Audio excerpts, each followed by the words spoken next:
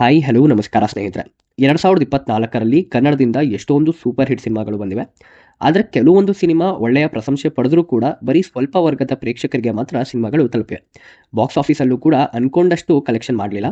OTTಯಲ್ಲಿ ಸ್ವಲ್ಪ ಸಿನಿಮಾಗಳು ಒಳ್ಳೆಯ ಪ್ರಯತ್ನ ಅಂತ ಗುರುತಿಸಿಕೊಂಡಿವೆ. ಸೊ ಇವೆಲ್ಲ underrated Kannada cinemas of 2024ರ ಮೇಲೆ ನಾವು ಒಂದು ವಿಡಿಯೋ ಮಾಡಲಿದ್ದೇವೆ. ಐ ಆಮ್ ಪ್ರಿಟಿ ಶೋರ್ ಇವೆಲ್ಲ cinemas will be worth watching. ನನಗೆ ಹುಷಾರಿಲ್ಲದೆ ಇರೋ ಕಾರಣ ನನ್ನ ವಾಯ್ಸ್ ಸ್ವಲ್ಪ ಚೇಂಜ್ ಆಗಿದೆ. ಸೊ ಕ್ಷಮಿಸಿ ಅಂತ ಹೇಳ್ತಾ ವಿಡಿಯೋ ಶುರು ಮಾಡೋಣ ಬನ್ನಿ. ಮೊದಲನೆಯದಾಗಿ ಕಾಣಿಸ್ಕೊಳ್ಳೋದು ಶಾಕಾಹಾರಿ. ಇದೊಂದು ಮರ್ಡರ್ ಮಿಸ್ಟ್ರಿ ಸಿನಿಮಾ ಆಗಿದ್ದು ರಂಗಾಯಣ ರಘು ಅವರು ಮುಖ್ಯ ಪಾತ್ರದಲ್ಲಿ ಕಾಣಿಸ್ಕೊಂಡಿದ್ದಾರೆ. ಒಬ್ಬ ವ್ಯಕ್ತಿ ತನ್ನ ಒಂದು ತಪ್ಪನ್ನ ಮುಚ್ಚಲಿಕ್ಕೆ ಹೋಗಿ ಇನ್ನೊಂದು ತಪ್ಪು ಮಾಡ್ತಾನೆ, ಅದನ್ನ ಮುಚ್ಚಾಕಕ್ಕೆ ಹೋಗಿ ಇನ್ನೊಂದು. ಸೊ ಈ ಪ್ರಾಸೆಸ್ ಅಲ್ಲಿ ಹೇಗೆ ಟ್ರ್ಯಾಪ್ ಆಗ್ತಾನೆ ಅನ್ನೋದೇ ಸಿನಿಮಾದ ಆನ್ಲೈನ್ ಸ್ಟೋರಿ. ನನಗೆ ಪರ್ಸ್ನಲಿ ತುಂಬಾ ಇಷ್ಟ ಆದಂಥ ಸಿನಿಮಾ. ಡೈರೆಕ್ಟರ್ ಸ್ಕ್ರೀನ್ ಪ್ಲೇ ತುಂಬಾ ಇಷ್ಟ ಆಯಿತು. ಎಸ್ಪೆಷಲಿ ಗೋಪಾಲ್ ದೇಶಪಾಂಡೆ ಅವರ ಕ್ಯಾರೆಕ್ಟರ್ ತುಂಬಾ ಚೆನ್ನಾಗಿ ಶೇಪ್ ಮಾಡಿದ್ದಾರೆ. Few scenes var just amazing. ಈ ಸಿನಿಮಾನ ನೀವು ಅಮೆಜಾನ್ ಪ್ರೈಮ್ ಹಾಗೂ ಆಹಾ ಆ್ಯಪಲ್ಲಿ ನೋಡಬಹುದಾಗಿದೆ ವಿತ್ 7.6 IMDb ರೇಟಿಂಗ್ಸ್. ಎರಡನೆಯ ಸಿನಿಮಾ ಬ್ಲಿಂಕ್. ದೀಕ್ಷಿತ್ ಶೆಟ್ಟಿ ಅವರು ಈ ಸಿನಿಮಾದ ಮುಖ್ಯ ಪಾತ್ರದಲ್ಲಿ ಕಾಣಿಸ್ಕೊಂಡಿದ್ದಾರೆ. ಶ್ರೀನಿಧಿ ಬೆಂಗಳೂರು ಅವರು ಈ ಸಿನಿಮಾದ ಡೈರೆಕ್ಟರ್. ಪ್ಲಾಟ್ ಬಗ್ಗೆ ಹೇಳೋದಾದರೆ, ಅಪೂರ್ವ ಎಂಬ ಯುವಕ ಪಾರ್ಟ್ ಟೈಮ್ ಜಾಬ್ ಮಾಡಿಕೊಂಡು ತನ್ನ ಗರ್ಲ್ ಫ್ರೆಂಡ್ ಮೇಲೆ ಡಿಪೆಂಡೆಂಟ್ ಆಗಿರ್ತಾನೆ. ತಾನು ಯಾಕೆ ಟೈಮ್ ಲೂಪಲ್ಲಿ ಸಿಗಾಕೋತಾನೆ, ಅದರಿಂದ ಆಚೆ ಬರ್ತಾನ, ಅದರ ರಹಸ್ಯ ಏನು ಅನ್ನೋದೇ ಸಿನಿಮಾದ ಸ್ಟೋರಿ. ಬ್ಲಿಂಕ್ ಕನ್ನಡದ ಮೊದಲನೆಯ time travel oriented cinema. Mouth to mouth ಮಾರ್ಕೆಟಿಂಗಿಂದ ಸಿನಿಮಾ ಒಂದು ಸ್ವಲ್ಪ ವರ್ಗದ ಪ್ರೇಕ್ಷಕರಿಗೆ ಮುಟ್ಟಿತು. OTTಗೆ ಬಂದಾದಮೇಲೆ ಎಲ್ಲರೂ ಸಿನಿಮಾನ ಹೊಗಳಿದ್ರು. ಇನ್ಫ್ಯಾಕ್ಟ್ ಪರಭಾಷೆಯವರು ಕೂಡ. ಅದರಲ್ಲೂ ಸ್ಪೆಸಿಫಿಕಲಿ ತೆಲುಗು ಭಾಷೆಯಲ್ಲಿ ಕನ್ನಡಕ್ಕಿಂತ ಜಾಸ್ತಿ ವೀಕ್ಷಣೆ ಬಂದಿತ್ತು. ಸೊ ಒಂದೊಳ್ಳೆ ಸೈಫೈ ಸಿನಿಮಾ ನೋಡಬೇಕಂದ್ರೆ ಇದನ್ನು ನೋಡ್ಬೋದು in Amazon Prime with 7.1 IMDb ratings. Roopantara ಇದೊಂದು ಆಂಥಾಲಜಿ ಫಿಲ್ಮ್. ಈ ಸಿನಿಮಾದಲ್ಲಿ 4 ಭಾಗಗಳಿವೆ. ಸಿನಿಮಾ ಫ್ಯೂಚರಿಂದ ಶುರು ಆಗುತ್ತೆ. ನಮ್ಮ ಜಗತ್ತು ಹದಗೆಟ್ಟೋಗಿದೆ. ಜನರು ಒಬ್ರಿಗೊಬ್ರು ಸಾಯಿಸ್ತಾ ಇದ್ದಾರೆ. ಕುಡಿಯೋಕ್ಕೆ ಸರಿಯಾಗಿ ನೀರಿಲ್ಲ, ಉಸಿರಾಡಕೊಳ್ಳೆ ಗಾಳಿ ಇಲ್ಲ. The world has come to an end. ಈ ಸಮಯದಲ್ಲಿ ಒಬ್ಬ ತಾತ ಪ್ರಾಣ ಭಯದಿಂದ ಒಂದು ಕಥೆನ ಹೇಳ್ತಾನೆ ಅಬೌಟ್ ಹ್ಯುಮ್ಯಾನಿಟಿ, ಮನುಷ್ಯತ್ವ ಅಂದರೆ ಏನು ಅಂತಲ್ಲ. ಸೊ 4 ಕಥೆಗಳು ತುಂಬ ಚೆನ್ನಾಗಿ ಮಾಡಿದ್ದಾರೆ. ಅದರಲ್ಲೂ ವಯಸ್ಸಾದ ದಂಪತಿಗಳ ಕೊನೆಯ ಕನಸಿನ ಬಗ್ಗೆ ತುಂಬ ಚೆನ್ನಾಗಿ ಪಾಟ್ರೆ ಮಾಡಿದ್ದಾರೆ. ಒಂದೊಂದು ಕಡೆ ಕರ್ಲು ಹಿಂದಂಗಾಗುತ್ತೆ. ಭಿಕ್ಷಕಿಯ ಕತೆ ಕೂಡ ತುಂಬ ಮನಮುಟ್ಟುವಂತಿತ್ತು. ಈ ಸಿನಿಮಾನ ಅಮೆಜಾನ್ ಪ್ರೈಮಲ್ಲಿ ನೋಡಬಹುದಾಗಿದೆ ವಿತ್ 7.1 IMDb ರೇಟಿಂಗ್ಸ್. ಮುಂದಿನ ಸಿನಿಮಾ ಒಂದು ಸರಳ ಪ್ರೇಮ ಕತೆ. ವಿನಯ್ ರಾಜ್ಕುಮಾರ್ ಅವರು ಈ ಸಿನಿಮಾದ ಮುಖ್ಯ ಪಾತ್ರದಲ್ಲಿ ಕಾಣಿಸ್ಕೊಂಡಿದ್ದಾರೆ. ಇದೊಂದು simple love story with good love and commercial elements. Family ಜೊತೆ ಆರಾಮಾಗಿ ಕೂತ್ಕೊಂಡು ನೋಡ್ಬೋದು ವಿತ್ 7.5 IMDb ರೇಟಿಂಗ್ಸ್. ಅಮೆಜಾನ್ ಪ್ರೈಮಲ್ಲಿ ನೋಡಬಹುದಾಗಿದೆ. ವಿನಯ್ ರಾಜ್ಕುಮಾರ್ ಅವರ ಮತ್ತೊಂದು ಸಿನಿಮಾ ಪೆಪೆ. ಜಾತಿ ಪದ್ಧತಿ ವರ್ಗಗಳ ಮೇಲೆ 2 ಊರು ಡಿವೈಡ್ ಆಗಿರುತ್ತೆ.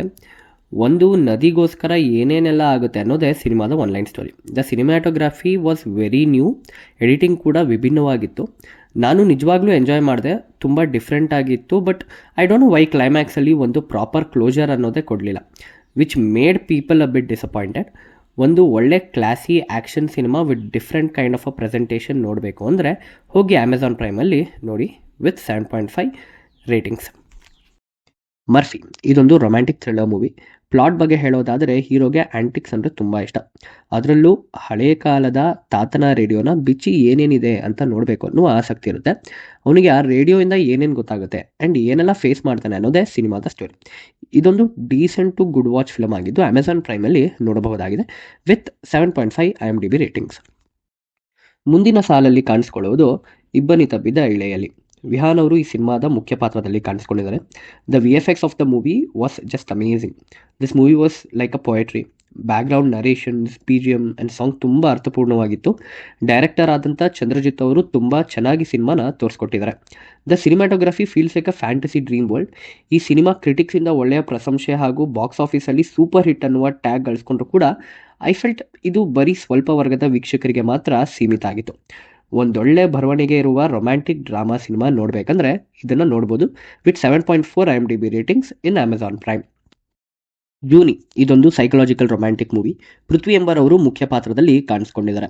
ಪಾರ್ಥ ಒಂದು ಕೆಫೆ ಓನರ್ ಆಗಿರ್ತಾನೆ. ಅವನು ಜೂನಿ ಎನ್ನುವ ಆರ್ಟಿಸ್ಟ್ನ ಇಷ್ಟಪಡೋಕ್ಕೆ ಶುರು ಮಾಡ್ತಾನೆ.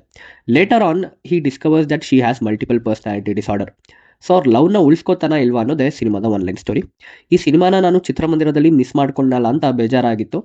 ಈ ಸಿನಿಮಾನ ನೀವು ಅಮೆಜಾನ್ ಪ್ರೈಮಲ್ಲಿ ನೋಡಬಹುದಾಗಿದೆ ವಿತ್ 7.4 IMDb ರೇಟಿಂಗ್ಸ್. ಮೂರನೇ ಕೃಷ್ಣಪ್ಪ. ರಂಗಾಯಣ ರಘು ಹಾಗೂ ಸಂಪತ್ ಅವರು ಮುಖ್ಯ ಪಾತ್ರದಲ್ಲಿ ಕಾಣಿಸ್ಕೊಂಡಿದ್ದಾರೆ.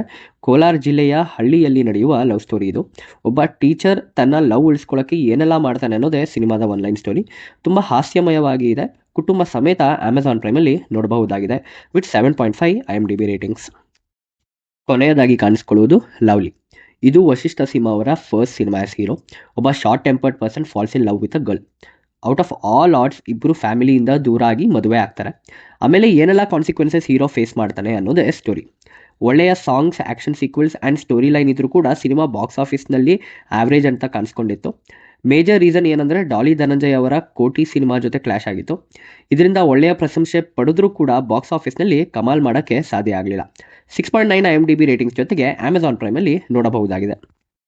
ನಮ್ಮ ಕನ್ನಡ ಚಿತ್ರರಂಗದಲ್ಲಿ ಎಷ್ಟೊಂದು ಒಳ್ಳೆಯ ಡಿಫ್ರೆಂಟ್ ಜಾನರ್ ಸಿನಿಮಾಗಳು ಬಂದರೂ ನಾವು ಈ ಸಿನಿಮಾಗಳನ್ನ ಇಗ್ನೋರ್ ಮಾಡ್ತಾ ಇದ್ದೀವಿ. ಸ್ಟಾರ್ ಆ್ಯಕ್ಟರ್ ಇಲ್ಲ, ಸೊ OTTಯಲ್ಲಿ ನೋಡೋಣ ಅಂತ ಒಳ್ಳೆಯ ಸಿನಿಮಾನ ನಾವು ಮಿಸ್ ಮಾಡ್ಕೋತಾ ಇದ್ದೀವಿ. ಹಾಗಾಗಿ ನಾವೆಲ್ಲರೂ ನಮ್ಮ ಕನ್ನಡ ಸಿನಿಮಾಗಳನ್ನ ಚಿತ್ರಮಂದಿರಕ್ಕೆ ಹೋಗಿ ನೋಡೋಣ. ಒಳ್ಳೆಯ ಕನ್ನಡ ಸಿನಿಮಾಗಳನ್ನ ಪರಭಾಷೆಯ ಸಿನಿಮಾಗಳಿಗಿಂತ ಪ್ರಯಾರಿಟೈಸ್ ಮಾಡೋಣ. ಯುವ ಪ್ರತಿಭೆಗಳಿಗೆ ಪ್ರೋತ್ಸಾಹ ಮಾಡೋಣ. ಒಳ್ಳೆಯ ಕನ್ನಡ ಸಿನಿಮಾನ ಉಳಿಸೋಣ ಅಂತ ಹೇಳ್ತಾ ನನ್ನ ಮಾತನ್ನು ಮುಗಿಸ್ತಾ ಇದ್ದೀನಿ. ನಿಮಗೆ ಸಿನಿಮಾಗಳ ಮೇಲೆ ಒಳ್ಳೆಯ ಕಂಟೆಂಟ್ ಕೊಡೋದೇ ನಮ್ಮ ಗುರಿ. ಸೊ ಇದೇ ಥರ ರೆಕಮೆಂಡೇಷನ್ ವೀಡಿಯೋಸ್ಗಾಗಿ ಸಬ್ಸ್ಕ್ರೈಬ್ ಮತ್ತು ಶೇರ್ ಮಾಡಿ. ಮುಂದಿನ ವಿಡಿಯೋ ಜೊತೆಗೆ ಮತ್ತೆ ಸಿಗೋಣ. ಧನ್ಯವಾದಗಳು.